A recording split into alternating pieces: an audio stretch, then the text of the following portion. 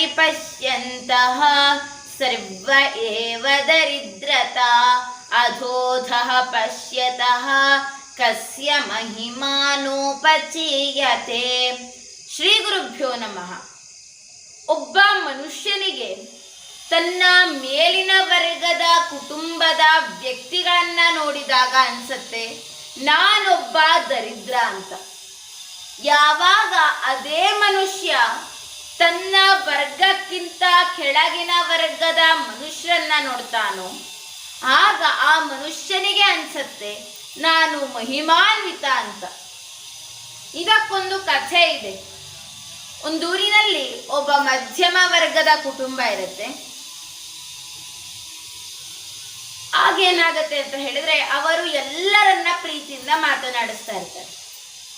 ಅವರು ಹೆಚ್ಚಾಗಿ ಶ್ರೀಮಂತರನ್ನ ನೋಡ್ತಾ ಇರ್ತಾರೆ. ಅವ್ರಿಗೆ ಮನಸ್ಸಿನಲ್ಲಿ ದುಃಖ ಇರುತ್ತೆ.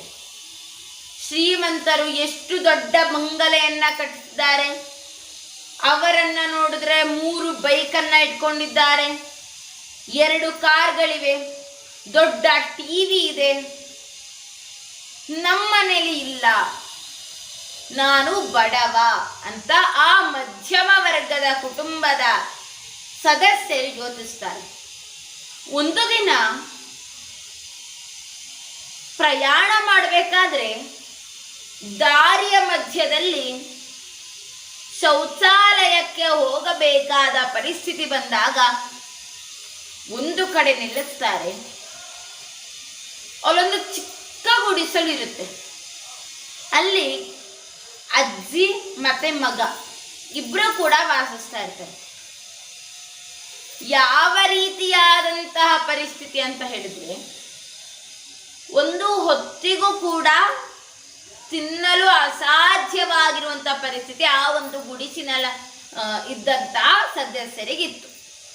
ಇದನ್ನ ಗಮನಿಸ್ತಾರೆ ಮಧ್ಯಮ ವರ್ಗದ ಕುಟುಂಬದವರು. ಆಗ ಅವರಿಗನ್ಸತ್ತೆ ಇವರಿಗಿಂತ ನಾನೇ ಪರವಾಗಿಲ್ಲ, ನನಗೆ ದೇವರು ಒಳ್ಳೆಯದನ್ನೇ ಮಾಡಿದ್ದಾನೆ, ನಾನು ಮಹಿಮಾನ್ವಿತ ಅಂತ ಅನ್ಕೋತಾರೆ. ಈ ರೀತಿಯಾದಂತಹ ಘಟನೆ ನಮ್ಮ ಜೀವನದಲ್ಲೂ ನಾವು ಕಂಡಿರಬಹುದು. ಈಗ ಅದಕ್ಕಿಂತ ಉತ್ತಮ ಉದಾಹರಣೆ ಅಂತ ಹೇಳಿದ್ರೆ ಬೇರೆಯವರ ಸಾಧಕರನ್ನ ನೋಡಿ ನಾವು ಸಾಧನೆ ಮಾಡಲಿಲ್ಲವೇನೋ, ನಾವು ಸಾಧಕರಾಗಲಿಲ್ಲವೇನೋ ಎಂಬ ಸಂಶಯ ಹುಟ್ಟುತ್ತೆ ಅಥವಾ ಬೇಜಾರಾಗತ್ತೆ.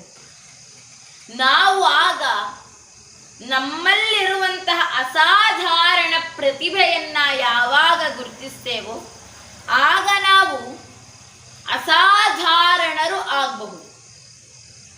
ನ ಸಾಧಾರಣ ಅಸಾಧಾರಣ.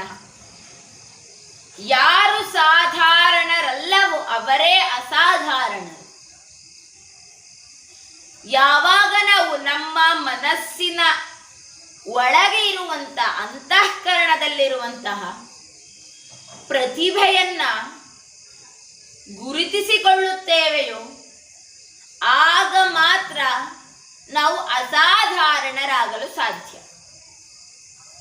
ಈ ಒಂದು ಜಗತ್ತಿನಲ್ಲಿ ಕೆಲವರು ಅನ್ಕೋತಾರೆ ಈ ಒಂದು ಜಗತ್ತು ನನ್ನನ್ನ ಗುರುತಿಸೋದೇ ಇಲ್ಲ, ಈ ಒಂದು ಜಗತ್ತು ನನ್ನನ್ನ ಪ್ರೋತ್ಸಾಹಿಸೋದೇ ಇಲ್ಲ ಅಂತ. ಆದ್ರೆ ಅವರು ಅವರಿಗೆ ಅನ್ಕೊಳ್ಳೋದಿಲ್ಲ, ಮೊದಲು ನನ್ನೊಳಗಿರುವಂತ ಪ್ರತಿಭೆಯನ್ನ ನಾನು ಗುರುತಿಸ್ಕೊಂಡಿದ್ದೇನಾ, ಅದು ಮೊದಲ ಪ್ರಶ್ನೆ. ನಮ್ಮ ಒಳಗಿರುವಂತಹ ಪ್ರತಿಭೆಯನ್ನ ಗುರುತಿಸ್ಕೊಂಡಾಗ ಮಾತ್ರ ಯಾವುದೇ ಅಡೆತಡೆಗಳು ಬಂದರೂ ಕೂಡ ನಮಗೆ ನಾವು ಪ್ರೋತ್ಸಾಹವನ್ನ ಕೊಡ್ತಾ ನಮ್ಮ ಮನಸ್ಸಿಗೆ ಪ್ರೋತ್ಸಾಹದ ಮಾತುಗಳನ್ನ ಹೇಳ್ತಾ ಮುಂದುವರೆದಾಗ ಮಾತ್ರ ಜಗತ್ತು ನೋಡುತ್ತೆ ವಿನ ಅವರೇ ಗುರುತಿಸ್ಬೇಕು ನಮ್ಮನ್ನ ಅಂತ ಹೇಳಿದ್ರೆ ಯಾವುದೇ ಒಂದು ಜಗತ್ತಿನಲ್ಲಿರುವ ಯಾವುದೇ ವ್ಯಕ್ತಿಯೂ ಕೂಡ ನಮ್ಮನ್ನ ಗುರುತಿಸಲು ಸಾಧ್ಯವಿಲ್ಲ. ಹಾಗಾದ್ರೆ ಯಾವಾಗ ನಾವು ಅಸಾಧಾರಣ ವ್ಯಕ್ತಿಯಾಗಬಹುದು ಅಂತ ಹೇಳಿದ್ರೆ ಒಂದು ಶ್ಲೋಕ ಇದೆ. ಪಂಕೈರ್ ವಿನಾ ಸರೋ ಭಾತಿ ಪಂಕೈರ್ವಿನಾ ಸರೋಭಾತಿ. ಪಂಕ ಅಂತ ಹೇಳಿದ್ರೆ ಕೆಸರು. ಕೆಸರಿಲ್ಲದ ಸರೋವರ ಹೇಗೆ ಶುಭ್ರವಾಗಿ ಕಾಣುತ್ತದೆಯೋ ಹಾಗೆ ಕಟುವಾಕ್ಯರ್ ವಿನಾ ಕಾವ್ಯಂ, ಕಟುವಾಕ್ಯಗಳ ವಿನಾ ಇರುವಂತಹ ಕಾವ್ಯವು ಹೇಗೆ ಆಲಿಸಲು ಸುಮಧುರವಾಗಿರುತ್ತದೆಯೋ ಹಾಗೆ ಮನಸ್ಸಿನಲ್ಲಿ ಬೇಡದೇ ಇರುವಂತಹ ಚಿಂತನೆಯನ್ನ ಮಾಡದೇ ಇರುವವನ ವ್ಯಕ್ತಿ, ಅವನ ಹೃದಯ, ಅವನ ವ್ಯಕ್ತಿತ್ವ, ಆ ಒಬ್ಬ ವ್ಯಕ್ತಿ ಈ ಒಂದು ಜಗತ್ತಿನಲ್ಲಿ ಪ್ರಕಾಶಿಸ್ತಾನೆ. ಅದನ್ನ ನಾವು ಮೊದಲನೆಯದಾಗಿ ನಾವು ಅದನ್ನ ಅಳವಡಿಸ್ಕೊಳ್ಬೇಕು. ಯಾವಾಗಲೂ ಕೂಡ ಮೃತ್ಯು ನಿಷ್ಪಕ್ಷಪಾತ, ಯಾರಿಗೂ ಕೂಡ ಭೇದ ಭಾವವನ್ನ ಮಾಡೋದಿಲ್ಲ. ಪಂಡಿತೇ ಚೈವ ಮೂರ್ಖಂಚ, ಪಂಡಿತೇ ಚೈವ ಮೂರ್ಖಂಚ, ಪಂಡಿತರಿಗೂ ಸಾವು ಬರುತ್ತೆ, ಮೂರ್ಖರಿಗೂ ಸಾವು ಬರುತ್ತೆ.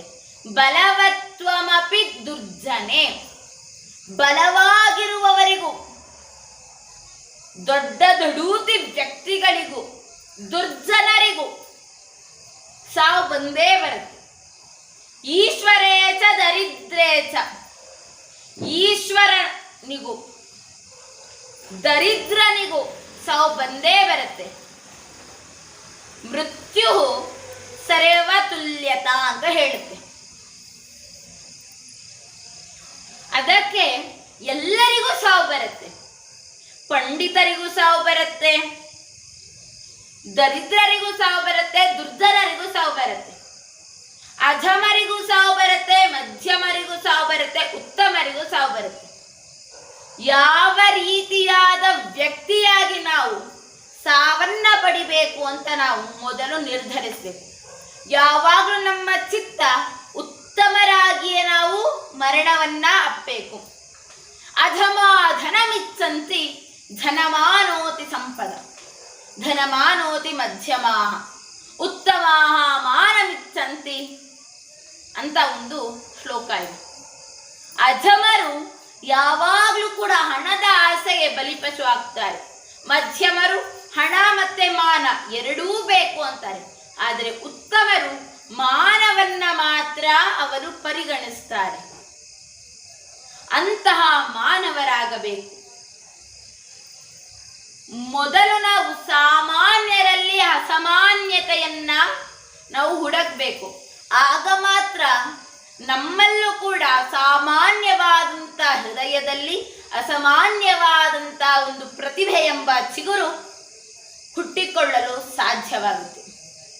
ಉದಾಹರಣೆಗೆ ನಮ್ಮ ಕಣ್ಣು ಮುಂದೆ ಇರುವಂತಹ ನರೇಂದ್ರ ಮೋದಿಯನ್ನ ನೋಡಬಹುದು. ಅವರು ನಮಗೆಲ್ಲರಿಗೂ ತಿಳಿದಂತೆಯೇ ಚಹವನ್ನ ಮಾಡ್ತಾ ಇದ್ರು. ಅಷ್ಟು ಬಡ ಕುಟುಂಬದಲ್ಲಿ ಹುಟ್ಟಿ ಬಂದಂತಹ ಮೋದಿಯವರು ಇಂದು ಭಾರತದ ರಕ್ಷಣೆಗೆ ನಮ್ಮೆಲ್ಲರ ಪ್ರೀತಿಯ ಪ್ರಧಾನಮಂತ್ರಿಯಾಗಿ ಕಾರ್ಯವನ್ನ ನಿರ್ವಹಿಸಿ ಎಲ್ಲಾ ದೇಶಗಳಿಗೂ ಆದರ್ಶಪ್ರಾಯರಾಗಿದ್ದಾರೆ ಅಂತ ಹೇಳಿದ್ರೆ ನಮಗೆ ತಿಳಿಬಹುದು. ಸಾಮಾನ್ಯರಾಗಿದ್ದಂತಹ ನರೇಂದ್ರ ಮೋದಿ ಅಸಾಮಾನ್ಯರಾಗಿ ಪರಿವರ್ತನೆ ಆಗಿದ್ದಾರೆ ಅಂತ ಹೇಳಿದ್ರೆ ನಮ್ಮಲ್ಲಿ ಕೂಡ ಸಾಮಾನ್ಯವಾದಂಥ ಪ್ರತಿಭೆಯು ಅಸಾಮಾನ್ಯವಾಗಿ ಚಿಗುರೊಡೆಯಲು ಬೆಳೆಯಲು ಸಾಧ್ಯವಾಗುತ್ತೆ. ಇನ್ನೂ ಒಂದು ಕಥೆ ಇದೆ.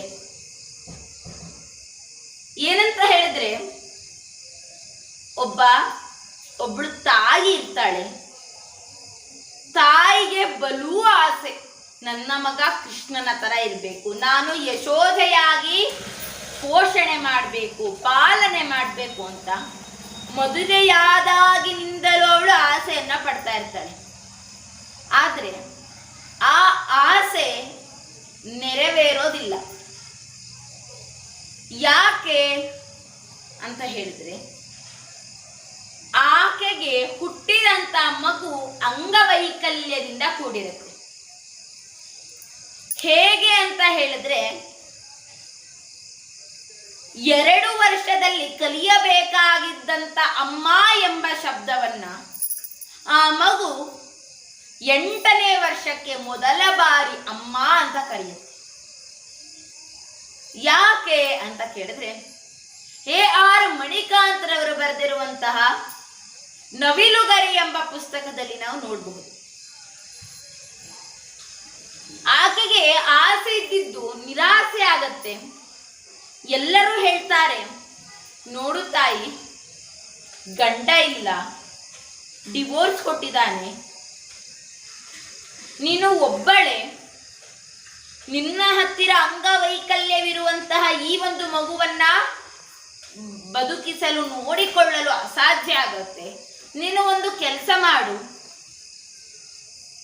ನೀನು ಆ ಮಗುವಿನ ಮೂಗಿಗೆ ಒಂದು ಮಣಿಯನ್ನ ಹಾಕು. ಆ ಮಣಿಯನ್ನ ಹಾಕಿದಾಗ ಮಗು ಉಸಿರುಗಟ್ಟಿ ಸತ್ತು ಹೋಗುತ್ತೆ. ಆಗ ನಿನಗೆ ಯಾವುದೇ ರೀತಿಯಾದಂತ ಚಿಂತೆ ಇರೋದಿಲ್ಲ ಅಂತ ಉಪಾಯವನ್ನ ಕೊಡ್ತಾರೆ. ಆಗ ಕರುಣಾಮಯ್ಯಾದಂತ ತಾಯಿ, ಇಲ್ಲ, ನನಗೆ ಯಾವುದೇ ರೀತಿಯಾದಂತಹ ಮಗು ಬರಲಿ ಇರಲಿ, ನಾನು ಅವನನ್ನ ಸರಿಯಾಗಿ ನೋಡ್ಕೊಳ್ತೇನೆ ಅಂತ ಉತ್ತರವನ್ನ ಕೊಡ್ತಾಳೆ. ದಿನಗಳು ಕಳೆಯುತ್ತೆ. ಮಗ ಹಠಮಾರಿ ಆಗ್ತಾನೆ. ಯಾವ ರೀತಿ ಕಾಯಿಲೆ ಅಂತ ಹೇಳಿದ್ರೆ, ತನ್ನ ತಾಯಿಯನ್ನ ಬಿಟ್ಟು ಯಾರೊಂದಿಗೂ ಹೊಂದ್ಕೊಳ್ತಾ ಇರೋದಿಲ್ಲ. ಯಾರನ್ನ ಕೂಡ ಗುರುತಿಸಲು ಅಸಾಧ್ಯವಾಗ್ತಾರೆ. ಅಂತಹ ಕಾಯಿಲೆ ಇರುವಂತಹ ಮಗುವನ್ನ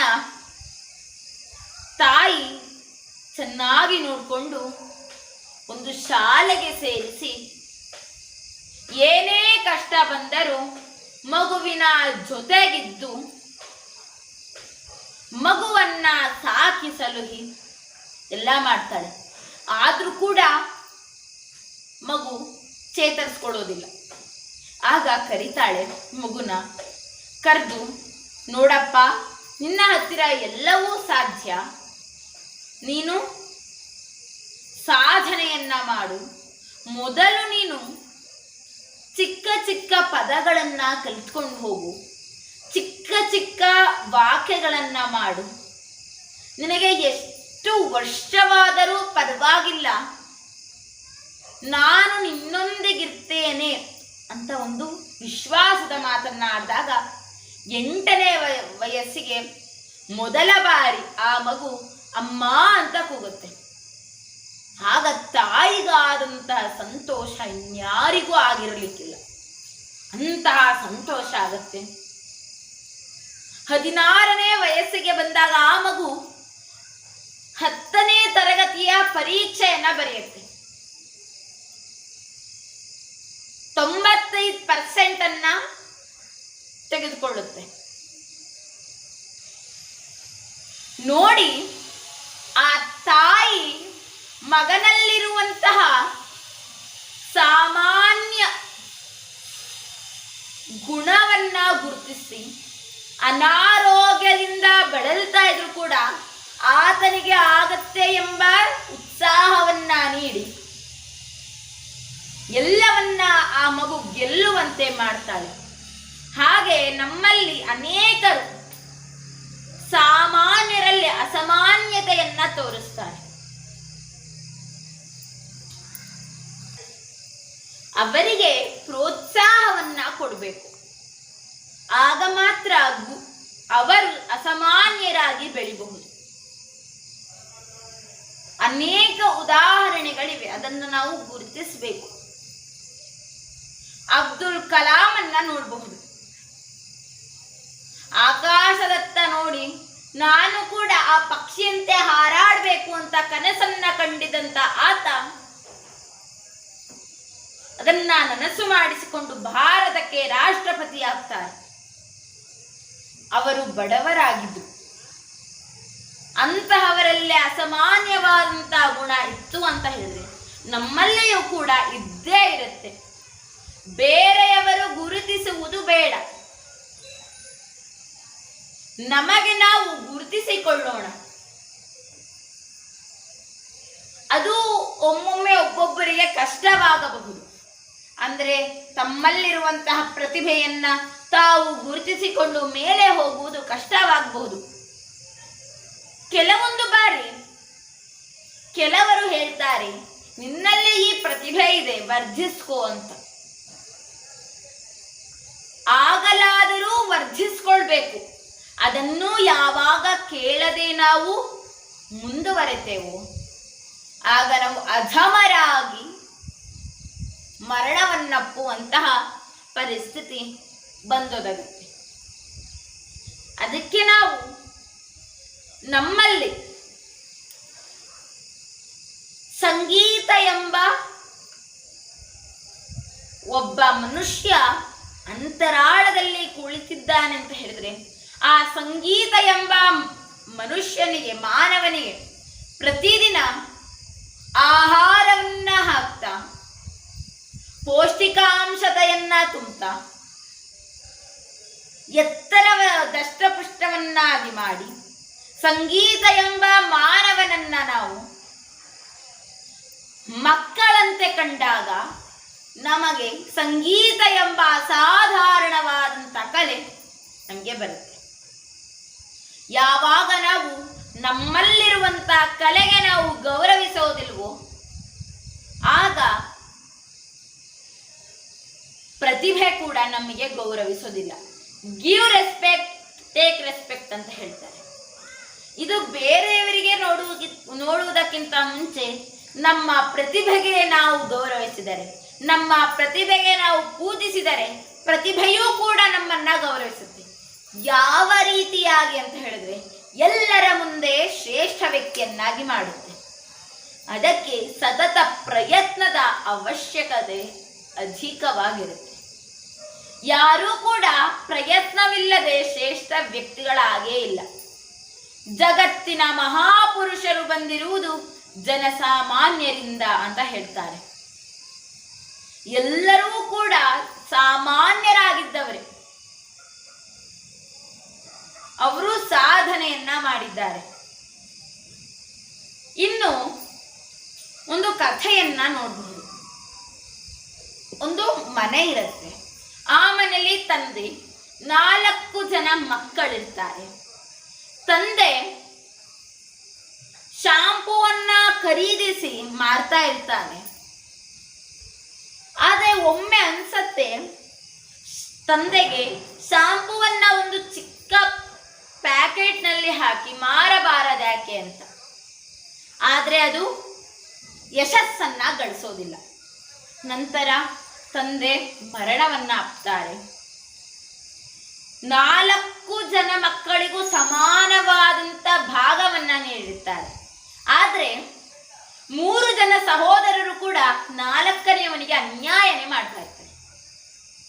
4 ಜನ ಸೇರಿ ಒಂದು ಶಾಂಪೂವಿನ ಫ್ಯಾಕ್ಟರಿ, ಕೈಗಾರಿಕಾ ಉದ್ಯಮವನ್ನ ಸ್ಥಾಪಿಸ್ತಾರೆ.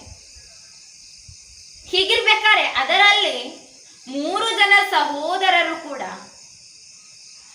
ಸಮಾನವಾಗಿ ಕೆಲಸವನ್ನ ಹಂಚಿಕೊಂಡಿರ್ತಾರೆ. ಆದ್ರೆ 4ನೇಯವನಿಗೆ ಕಸ ಗುಡಿಸುವುದು, ಯಂತ್ರಗಳನ್ನ ಸ್ವಚ್ಛತೆಗೊಳಿಸುವುದು, ಈ ರೀತಿಯಾದಂತ ಕೆಲಸವನ್ನ ಕೊಡ್ತಾರೆ. ತುಂಬಾ ಅನ್ಯಾಯ ಮಾಡ್ತಾ ಇರ್ಬೇಕಾದ್ರೆ ಒಮ್ಮೆ 3 ಜನ ಸಹೋದರರು 4ನೇಯವನಿಗೆ ಹೇಳ್ತಾರೆ, ನೀನು ಇಲ್ಲಿದ್ದು ಪ್ರಯೋಜನವಿಲ್ಲ, ಹೋಗು, ಯಾವುದಾದರೂ ಹೋಟೆಲಿನಲ್ಲಿ ಕೆಲಸ ಮಾಡು, ಹೋಗು. ಆಗ ಅವನಿಗೆ ಏನ್ ಮಾಡ್ಬೇಕಂತ ಗೊತ್ತಾಗೋದಿಲ್ಲ. ಆಕಾಶನೇ ತಲೆ ಮೇಲೆ ಬಿದ್ದಂಗಾಗತ್ತೆ. ಹೀಗಿರ್ಬೇಕಾದ್ರೆ ಅವನು ಒಂದು ಹೋಟೆಲಿನಲ್ಲಿ ಕೆಲಸವನ್ನ ಮಾಡ್ತಾನೆ, ಕ್ಲೀನರ್ ಆಗಿ ಕೆಲಸ ಮಾಡ್ತಾನೆ. ಅವನಿಗೆ ಅನ್ಸತ್ತೆ, ನಾನು ಯಾಕೆ ಉದ್ಯಮವನ್ನ ಸ್ಥಾಪಿಸಬಾರ್ದು ಅಂತ.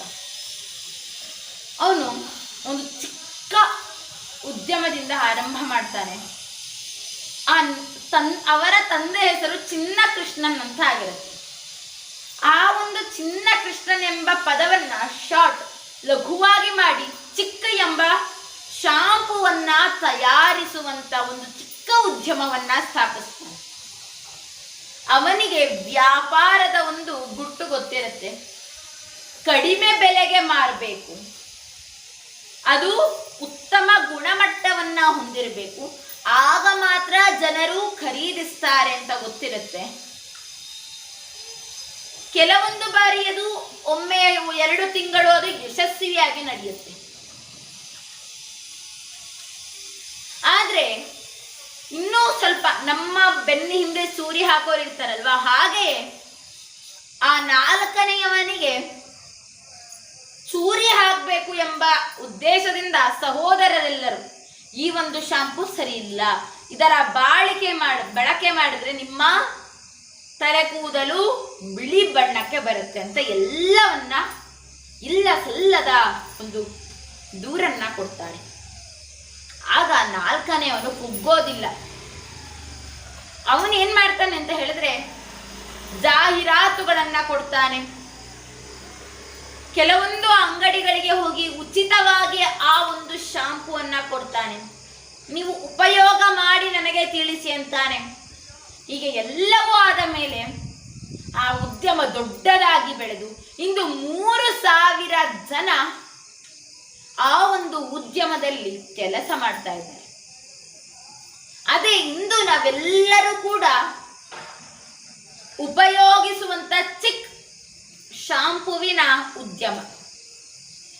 ಅವನು ಯಾವಾಗ ಹೋಟೆಲಿನಲ್ಲಿ ಕೆಲಸ ಮಾಡ್ಕೊಳ್ತಾ ಅವನು ಸುಮ್ಮನೆ ಕಾಲಹರಣ ಮಾಡಿದ್ರೆ ಅವನು ಇಂದು ನಮಗೆ ಆದರ್ಶ ವ್ಯಕ್ತಿಯಾಗಿ ಕಾಣಿಸ್ತಾ ಇರಲಿಲ್ಲ.